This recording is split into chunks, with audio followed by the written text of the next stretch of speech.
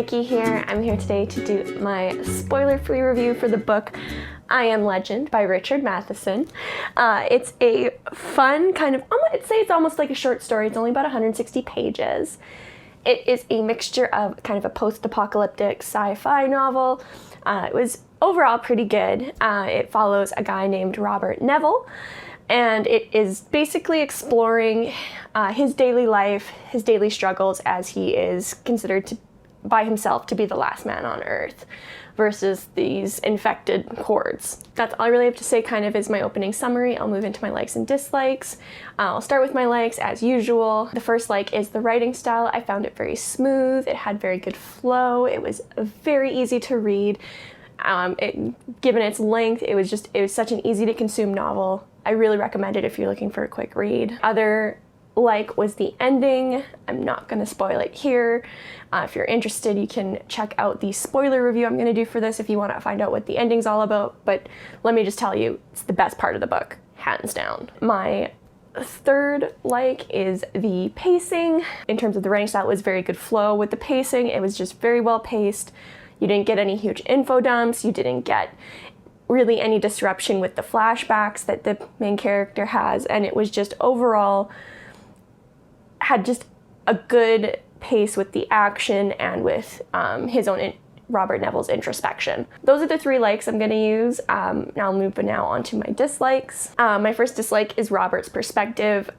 It wasn't that it was poorly written. The character himself I found kind of whiny, and I didn't care for him overall, even though I enjoyed what was going on around him. My other negative is the flashbacks, not in that they happened, but their content.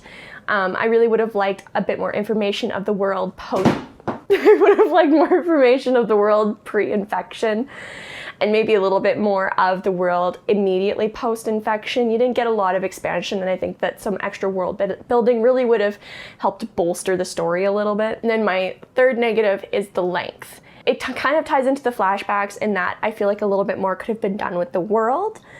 And also within that, the ending itself, while I found really good, was also a little bit abrupt. That's just something to watch out for, especially in the version I have, where it's immediately followed up by several unrelated short stories. I didn't realize that I Am Legend was done, and I was very confused because all the characters changed. So if you get that version of it, that's something to be aware of. Very abrupt ending, you're not quite sure it's the ending, especially if you get the version where you have a bunch of short stories afterwards. And with that, I'm done my likes and dislikes. I'll move on to my characters. All right, so I'm going to talk mostly about Robert Neville here. I found him pretty average in terms of his capabilities.